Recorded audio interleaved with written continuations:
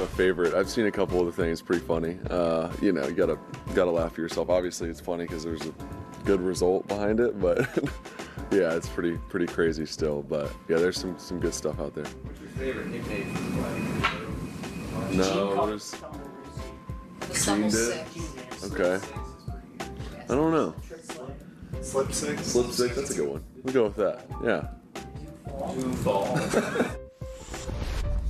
All right, the man who did it has picked the name, the Slip 6. That was one of the suggestions, many suggestions we got via social media. Some of them were very creative.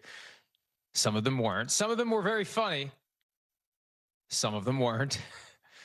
The first one I thought of on Tuesday with Devin McCourty was the Duval double fall. And I know that's a little clunky, but I kind of like it. The best suggestion that I saw from a reader was the life alert play because, yes, Trevor Lawrence had fallen and he couldn't get up. So some creative ideas out there. Pete and I were talking about this during the break.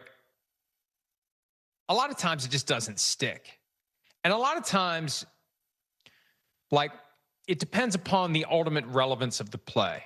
We were talking about that crazy moment from a few years ago where Jacoby Myers throws the lateral, Chandler Jones gets it, runs over Mac Jones and scores a touchdown. Well, like, if it just ends up being some average random regular season game and the team doesn't even make the playoffs, who cares? But if it's a postseason game, it's a bigger deal. If it's some seminal moment, and maybe this is one of those things where, as the Jaguars continue to go forward, we're going to go back to that as the catalyst for a special season. That's when you'll start seeing someone filing for trademark rights and selling merch. Trevor, get on it. Trevor, you own it. Slip 6. File it, baby. Get that Slip 6 merch out there, if that's the one. Do like 4 or 5 of them just to be safe. The Duval. I want the Duval double fall, though. I came up with that one, so I expect a piece of any merch that will never be sold as a result of that. Okay. Some news last night. I was on Bill Belichick watch, and there were developments throughout the day and into the somewhat late evening. We'll be talking about that later with Miles Simmons. One of the things that happened after the most recent, as far as I know, Bill Belichick development, out of the blue, the Browns, who had traded quarterback Joe Flacco to the Bengals just one day earlier, traded cornerback Greg Newsome II to the Jaguars for cornerback Tyson Campbell.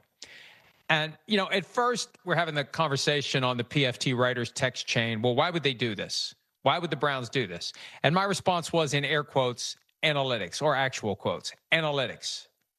Because that's always whatever the Browns do, the reason for it. It's analytics.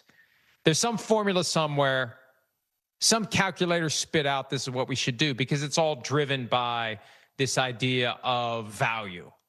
And I broke down the contracts this morning, and I think it's as simple as this. You've got Greg Newsome in his 5th-year option, and he's making $13.37 million for the whole year. Obviously, the Browns have already paid 5 of 18 game checks. Remember, there are 18 game checks. You take the total salary divided by 18, you get paid the same amount during your bye week. So that's how it breaks down per game. And the Browns know that next year they're going to have to make the franchise tag decision or sign Greg Newsome to a long-term deal. Franchise tag this year for corners was $20.186 million, so it's probably going to be 22, 23 next year if the salary gap goes up 10%. Usually the franchise tags go up accordingly. And it's entirely possible they've already had preliminary conversations with Greg Newsome's agents about what he's looking for. So you have to balance what it's going to cost to keep Newsome versus what it's going to cost to bring in Campbell. And when you consider the Jaguars signed him to a long-term deal 2024 and paid a bulk of the money already, I did the math. And again, I think it's accurate. I never know until someone tells me it's wrong. I'll just assume that it was. But the Browns get him for the rest of this year at a total payout of $1.08 million. Because he's got a low base salary as a result of option bonuses, et cetera. And for the next 3 years after this, 25, 26, 27, he's going to get $45.6 million. That's $15.2 million per year. That is significantly below the market the top of the market for corners, and it's well below the new money average of the deal that he signed in 2024, $19.125 million. Now, why the difference? Because it's front-loaded and a lot of the money's been paid to the point where the Jaguars next year will take a cap charge of $22.72 million for bonus money already paid to Tyson Campbell. So from the Browns' perspective, okay, we're looking at the possibility of Greg Newsome walking away. We tag him at $22-23 million next year, and then he walks away after that.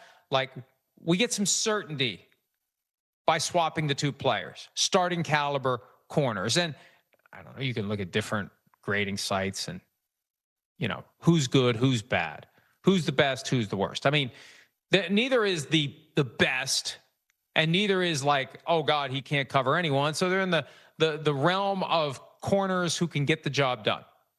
So you trade a couple of corners who can get the job done, and the Browns have certainty beyond this season at an affordable amount, assuming Tyson Campbell isn't going to say, hey, you're only paying me $15.2 million for the next 3 years. You got a bargain here. I want more money. They're going to have to deal with that if that happens.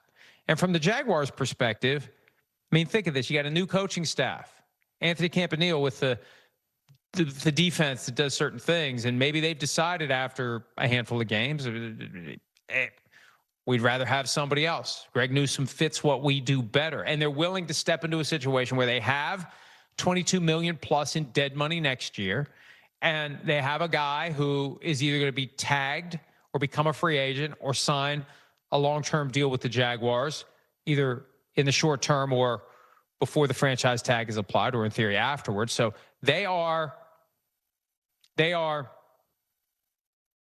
I think, making this decision. We're willing to step into a potentially difficult financial situation in order to get a player that they deem is going to be a better fit for what they're trying to do defensively. So that was the big trade from yesterday. The surprise that kind of happened out of nowhere. I don't think it means the Browns are giving up on the season. The Browns, I believe, are trying to buy certainty for the future. And I believe they faced a very uncertain future with Greg Newsome.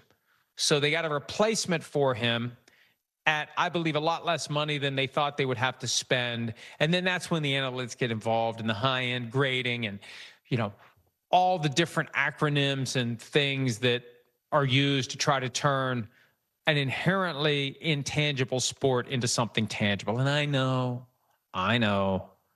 analytics has its place, but football is still football, and it's 11 different parts coming together and creating something that either works or doesn't work. Hi, it's Mike Florio. Thanks for watching PFT on YouTube. Hit subscribe for the latest news and analysis from Pro Football Talk.